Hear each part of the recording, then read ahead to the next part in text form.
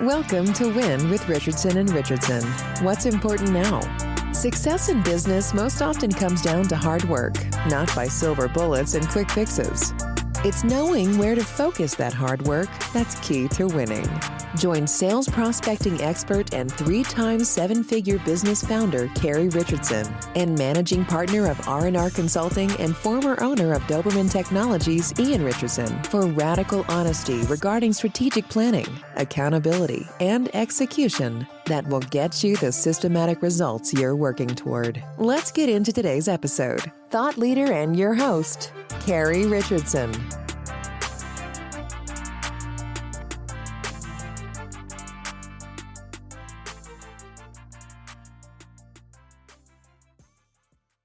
Good afternoon, everybody. My name is Carrie Richardson. I am a partner at Fox & Crow and the host of the Win podcast. And with me this week is Mark Chamberlin, who is a give back advocate located in Orange County, California. Mark and I first met on LinkedIn. I started following him about a year ago, and I remember thinking that his posts were always very upbeat, and he had a beautiful garden and a very interesting life. Mark, welcome to Win. How are you winning this week? Carrie, thank you so much for inviting me. This week is going really well. I have a number of different strong activities, and I think this week is actually pretty representative. There's definitely life after the initial corporate grind. So tell us a little bit about the corporate grind. You are retired now. You mentioned that you have 2 groups of people that you work with. You're right. So I spent basically 40 years working for big high-tech companies that everybody's heard of. And then when I was 61 and a half, I was let go from my corporate job. And what I found is this turned out to be a really positive opportunity for me. I was using business dad as a model. What I do now is help young adults and people early in their career with coaching. I'm a volunteer for a number of different activities. And what I found is that one thing leads to another. It's worked out really well. I have an activities-based life, and it's really based on personal strengths instead of past professional skills. I think with all of the layoffs that are being announced from tech organizations and the government, there are going to be a lot of people who are, as we discussed earlier, in their 2.0 era. So tell us about what 2.0 means. Everybody expects people in their 40s or 50s or 60s to have an idea of what they want to do when they retire. But for me, that wasn't really the case. I was on a Friday afternoon at the end of the month with my VP, and son of a gun, HR was on the call. So that's not necessarily a good thing. I was let go, and I was bummed for about a day. And one of my friends said, Mark, what you really need to do is not jump back into the game, doing what you've done for a long time for less money. Really think, what would you enjoy doing, because you have a lot of skills. I realized I've done all these global things. I travel a lot like you, Carrie, and I didn't really have that many friends here in Orange County. So I Googled nonprofits that are based in Orange County and reached out to an organization that was called Youth Employment Service. They worked with high school students and community college students, helping them get first part-time jobs. They needed volunteers to do mock interviews and help them with resumes. So, being proactive, I called the executive director. I said who I was, that I've hired a lot of young people. I've interviewed a lot of young people. I would be happy to volunteer and help if they would be interested. And that's really how it all started. I volunteer for them in Michigan. Yes. Probably how we ended up in the same LinkedIn circle, doing mock interviews. You're absolutely right, Carrie. And so what I found is that young adults are so appreciative. And I spent so much of my career dealing with really smart people who often had very challenging personalities. And what I really wanted to do was just help people based on my personal strengths. So, meeting with high school seniors and community college students about first part time jobs, I was able to share what my first part time jobs were and how just having a job rather than perhaps having a coach working in sports or things like that really benefited you because you could look back and share those experiences when you interview for a career job. And I really enjoyed it. I met other volunteers. Some of the volunteers were board members. And I thought, gosh, I'm enjoying this so much, I should join the board, which kind of brought me back into my more executive level expertise. And I like the directors. So, what I found was just by reaching out and offering to help led to more opportunities. And that continued to grow my 2.0 into something interesting. And it kept me out of the house. I'm sure your wife was grateful. Yes. We've been talking online for a couple of years, and I feel like I watched your dance card fill up in real time online. Is there anybody in Orange County who doesn't know your name now? It's funny you say that because I almost always get recognized when I go to Chapman University. I do a lot with them, and both my daughters went to Chapman. And I get recognized like having coffee in Laguna Beach, and even walking on the beach. I saw somebody with a sweatshirt of a college that I do work with, and the person just looked at me. And then we started talking. I've enjoyed the public aspect of being involved. And when I first started posting, I walked along the beach a lot and I would do conference calls from different locations and multitasking, especially if I'm on a conference call where I'm not really talking a lot, I'm mostly listening. Part of my get up and go was to go to a fun place and just experience it and get out and get going rather than sitting here in my home office. So you remember a lot of my posts where you would see me walking at the beach or walking up in the mountains or taking advantage of places that still had good Wi-Fi.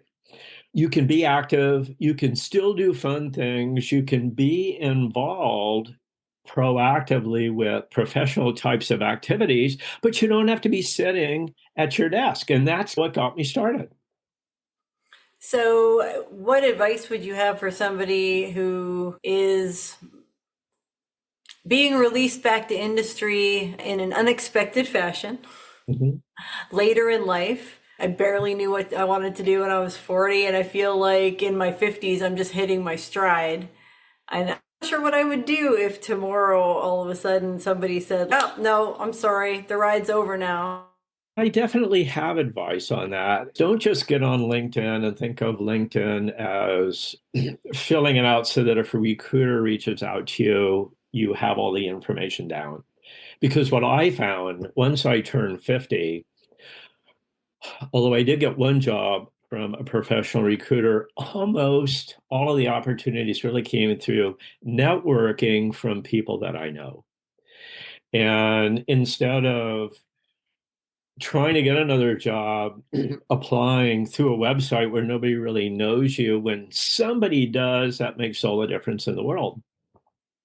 And the difference is if you go on to LinkedIn and you post a video, and people can see that you have energy, that you're proactive, that you're doing things. And this includes introverts. The world still sees that you are an interesting, motivated individual and that you haven't just maybe done one job your whole life. And if you have done one job, that doesn't mean that you can't do new things. But the key is don't just click like on what your marketing department posts, show that you're an individual. I didn't know that I wasn't going to get back into the professional game. What I did was I started doing more of these lifestyle with professional thoughts posts. And son of a gun, all these people that I knew started reaching out to me and saying, Mark, would you like to get back into the game with us? So just because people could see that I was still motivated, trying to make things happen, that is really the life skill. If you are let go or something happens that's beyond your control, those types of things happen to a lot of people. And if you can flip that switch and not spend your time talking about how you didn't do anything wrong, you were let go, and people don't really want to hear that. People want to hear, this is where I am. This is what I can do for you. I have lots of energy ahead. And you just end up doing pivots. And that's what kind of brings out the most in you. But I've found that for me, being authentic on LinkedIn has been really great marketing.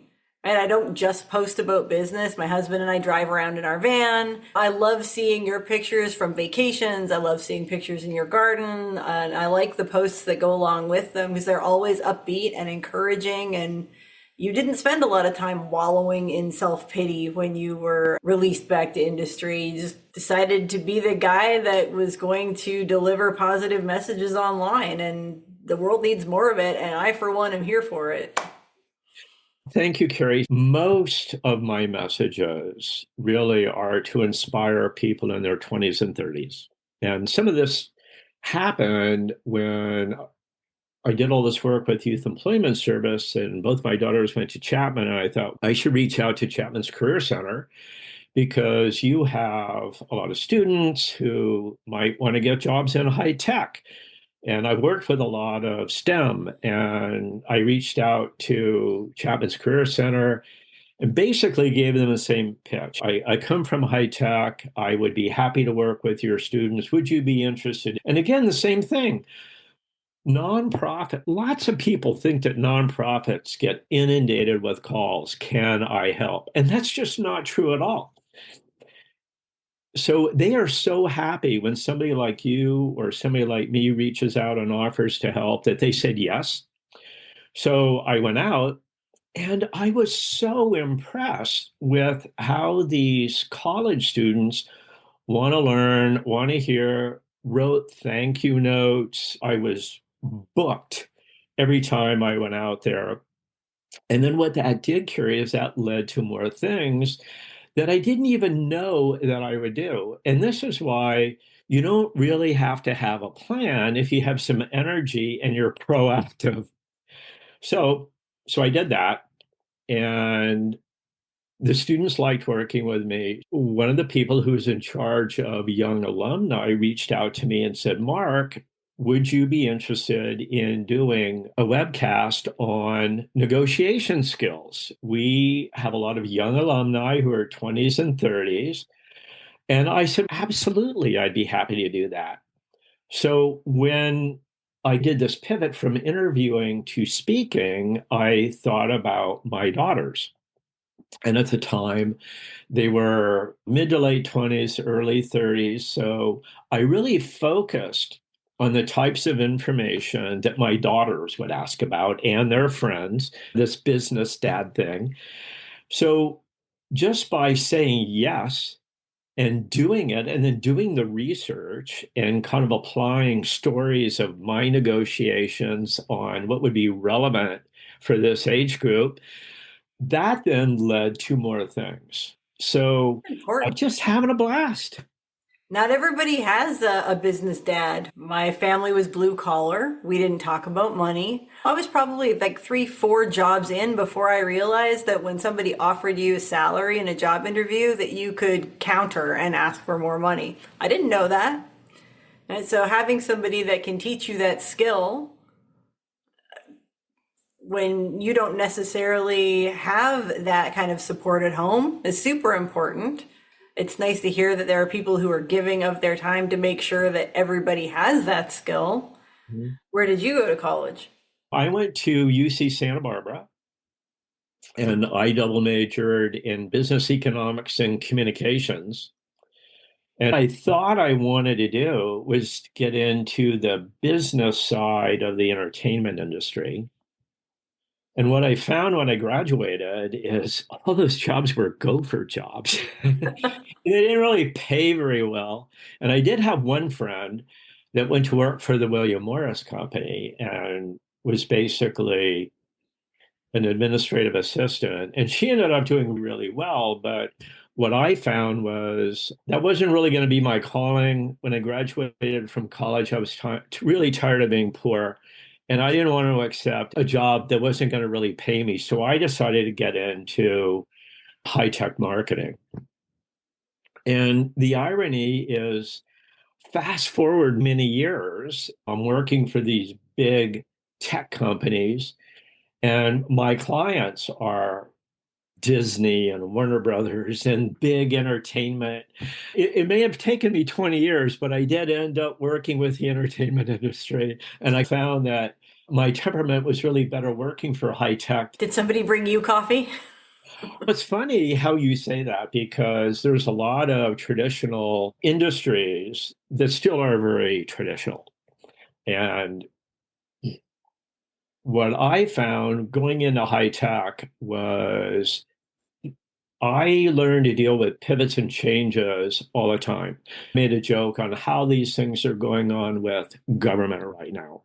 It just reminds me of how things would go with high tech, where something would happen, or there would be a new boss, and all these people would be let go, and you'd make this huge change to a different direction. If you come from high tech, some of these things don't catch you by surprise. So my wife actually said the same thing. My wife was an artist. She also went to UC Santa Barbara, and then she went to art school in Pasadena at a school called Art Center College of Design. And what she found working for ad agencies as a creative director is the same thing would happen. It was almost like Mad Men, where you could work for an ad agency and then all of a sudden your largest client would leave. Nobody did anything wrong, but then half the creative staff would get let go. So what happens is in certain professions, you learn to have to pivot. You don't necessarily want to have second gigs as a constant lifestyle. But what I found in high tech, no matter what age I was, I had to be prepared for something that was beyond my control. And I just became mentally prepared for that. So I became a go getter. I learned how to deal with people, as I said, that had challenging personalities. They're all smart. And I learned to focus on my savvy and my ability to make things happen and my ability to reach the goal using kind of unique ideas and empowering other people rather than thinking I was going to do it all on my own. And I guess what I found, especially when I became older, is that I couldn't learn it all. Technology changes so fast that I need to have friends and people that I work with that are really experts in these things, and then I step back. And that's when I really learned the difference between management and leadership. If I could empower you, Carrie, through your skills to want to work with me so that our high performance team could make things happen, that's really where I became much more successful than detail managing, just doing the same things, really trying to empower people to do what I was good at. Instead, Carrie, there's so many things that you're good at. If you and I were partners, that's really where the success comes from. So that's more of the message that I try to share. And one of the things that I've done is I've gotten involved with an organization called Octane OC, and they're an accelerator program for high tech startups. And then they also have a nonprofit side. And one of the things that I love is I do this stuff. They invited me to become their leadership SME, and they have these different cohorts to go through. And I bring up different aspects of leadership. And what I do is I think back on what I used to do in high tech, and then I really fit it for the cohort. And Now leadership is more of one of my topics, whereas I didn't used to talk about leadership, but I learned what I would do, what I wouldn't want to do, and then how I, now in my age, I don't want to be managed. I want to be led. I want to work in a leadership environment. And that's how organizations get the most out of me. I'll look forward to hearing about the next chapter, 3.0. You're right. And are you laying the foundation for something new and interesting now? You're working with Chapman University, you're working with Octane. It sounds like you've got some mentor-mentee relationships that are thriving. I like variety. I don't like to be managed. What I enjoy so much about my life right now is, let's just say I have 5, 6, 7 things that I do, and that includes volunteering to do specific tasks that I enjoy. I really like being an executive coach for nonprofit leaders because that keeps me very relevant with the types of things that I used to do, because they appreciate my professional process skills. I've talked about being involved with colleges, and now I'm also involved with UC Irvine. And even though I don't have a PhD or an MBA, I have a lot of experience, and they've invited me to be a keynote speaker to postdocs. So what's happened is, because I'm getting out there, I'm being asked to do more public speaking. And it started as a guest lecturer and then a featured speaker, and now I'm speaking to bigger audiences. So that's my stretch for me, because I've talked in front of conference rooms with a lot of people. One thing that keeps coming up is, Mark, why don't you monetize these gigs? So if I do things for free, I can take myself out of anything, anytime, if I don't like it.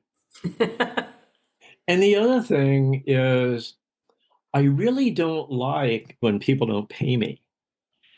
My wife, when she left the ad agency and became an entrepreneur as a freelance graphic designer, it was so hard for her to get paid, and people would string her out. And I don't want to get involved with that aspect of it. I do what I want. And I feel as if I honestly get paid through self-actualization. I don't make the kind of money that I used to make. I don't have the expenses that I used to have. So I can say yes to things. But the other thing, which is so important to me now, is I know what I'm not good at. I know what I don't have the patience for. So I don't have to do those things.